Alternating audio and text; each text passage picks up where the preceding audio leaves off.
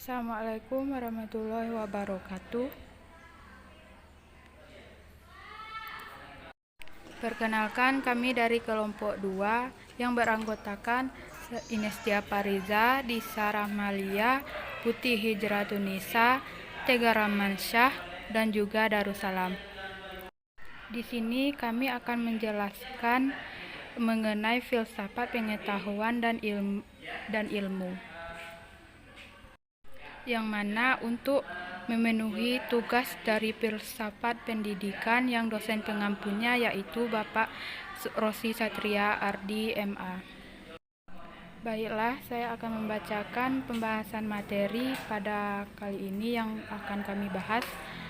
Pertama, pembahasannya yaitu 1. Sumber filsafat, 2. Filsafat ilmu, kebudayaan dan agama, 3. Teori, aliran dan jenis-jenis pengetahuan, 4. Metode ilmiah.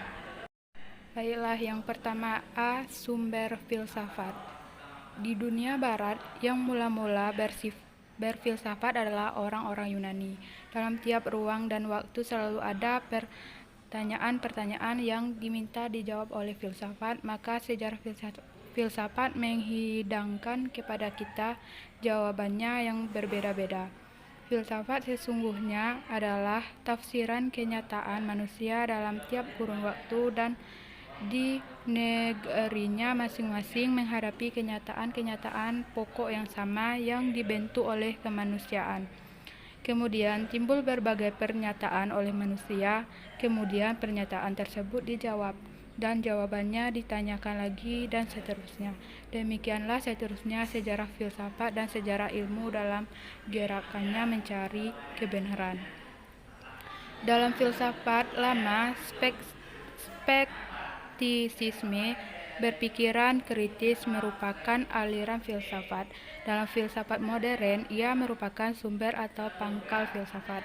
Kesangsian yang radikal yang dianut oleh kaum skeptis dahulu menolak kebenaran, kemudian timbul pandangan yang berbeda-beda untuk pembuktiannya. Sejarah dan sumber filsafat dapat dikatakan sejarah kesainsian manusia dalam usahanya mencari kebenaran dan dari kebenaran. B. Filsafat ilmu, kebudayaan dan agama. Terdiri dari 1. Filsafat dan ilmu.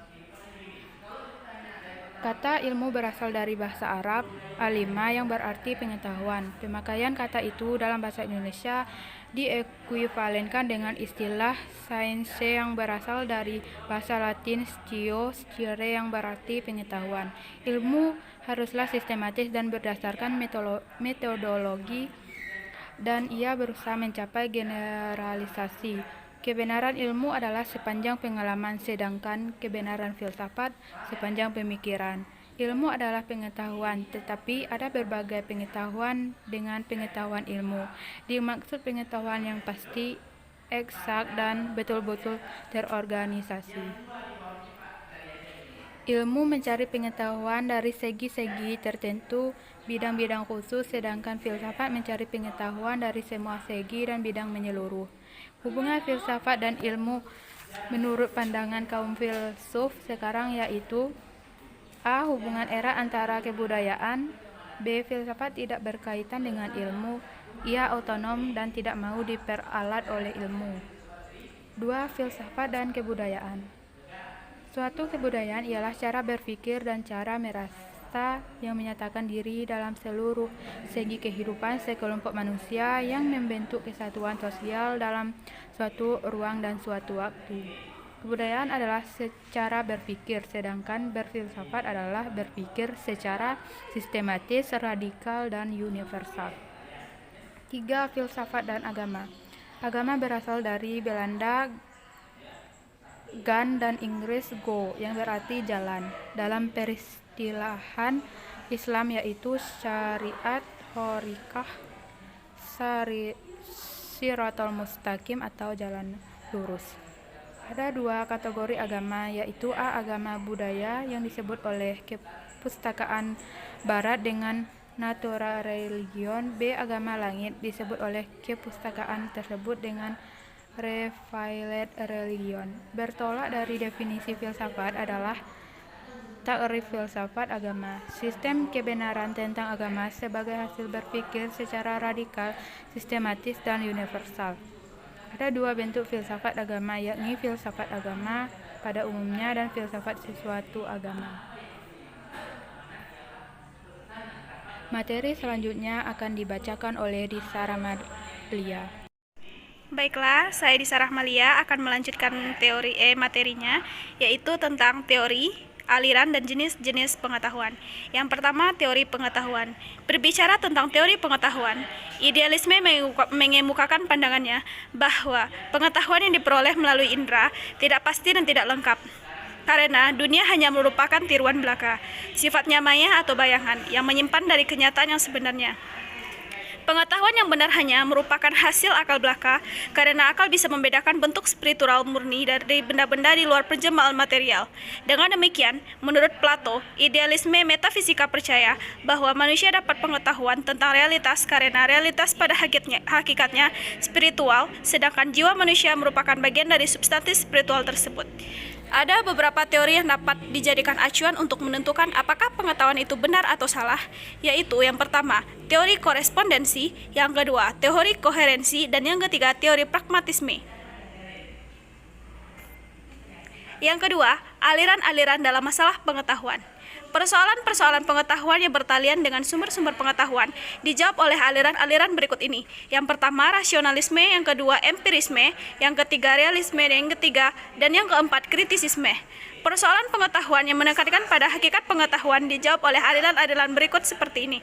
Yang pertama, idealisme, yang kedua, empirisme, yang ketiga, positivisme, dan yang keempat, praktisisme. Yang ketiga, jenis-jenis pengetahuan. Manusia berusaha mencari pengetahuan dan kebenaran yang dapat diperolehnya dengan melalui beberapa sumber. Yang pertama, pengetahuan wahyu, yang kedua, pengetahuan intuitif, yang ketiga, pengetahuan rasional, yang keempat, pengetahuan empiris, dan yang kelima, pengetahuan otoritas. Selanjutnya D, metode ilmiah. Selanjutnya yang D, metode ilmiah. Kata metode berasal dari bahasa Yunani meta, yang berarti jalan, atau hodos, yang berarti melalui, atau metodos, yang berarti sepanjang jalan. Jadi, metode adalah jalan yang harus ditempuh untuk mencapai suatu tujuan atau cara kerja menurut aturan-aturan atar dasar objeknya. Dengan demikian, maka ada 1. Metode untuk belajar, yang kedua, metode untuk belajar, yang ketiga, metode untuk mendidik, dan sebagainya. Dalam mengejar ilmu pengetahuan, metode adalah cara kerja menuntut aturan-aturan yang berdasarkan pada objeknya untuk mencapai suatu kebenaran. Baiklah, saya Tegar Rahmansyah ingin melanjuti materi kita hari D. Metode ilmiah. Kata metode berasal dari kata Yunani meta, yang berarti jalan, hodos, yang berarti melalui, methodos, yang berarti sepanjang jalan. Jadi metode adalah jalan yang harus ditempuh untuk mencapai suatu tujuan atau cara bekerja menurut aturan-aturan atas dasar objeknya. 1. Metode untuk mengajar. 2. Metode untuk belajar. 3. Metode untuk mendidik, dan sebagainya. Dalam mengajar ilmu pengetahuan, metode adalah cara kerja menurut aturan-aturan yang berdasarkan pada ilmu pengetahuan.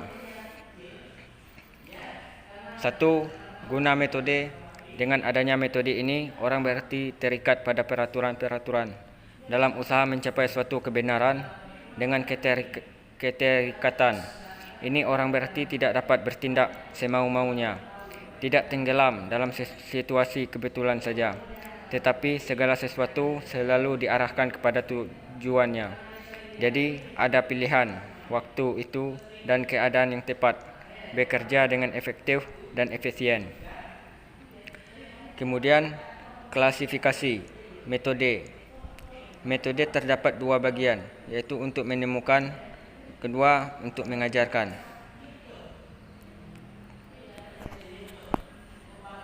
2. Metode kebimbangan. Orang tidak bimbang terhadap suatu kebenaran, tetapi sering bertindak seolah-olah bimbang terhadap suatu kebenaran itu. Tindakan ini tidak lain kecuali bermaksud untuk memeriksa hal itu dengan lebih seksama. 1. Adapun sebabnya adalah sebagai berikut. 1. Kebimbangan umumnya itu sebenarnya tidak mungkin. 2. Orang tenggelam dalam kebimbangan umum, mustahil dapat keluar. Jadi kalau semua premis itu berupa kebimbangan, maka konklusinya pun akan berupa keseimbangan pula. Maka apabila orang bimbang tentang segala-galanya, berarti tidak dapat mempunyai premis-premis tertentu.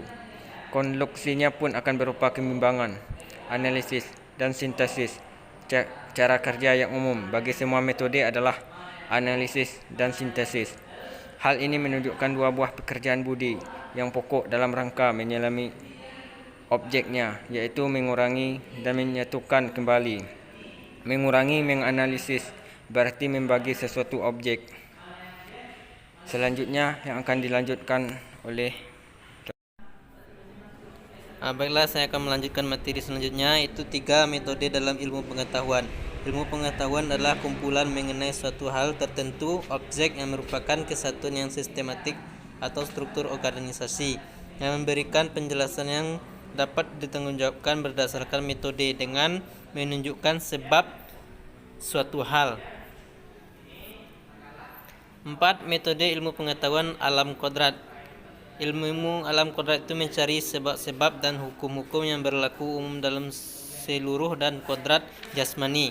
Ilmu disebut juga ilmu pengetahuan empirik sebab berpengaruh empirik, pengalaman, dan berpegang pada empirik sebagai kriterium objeknya.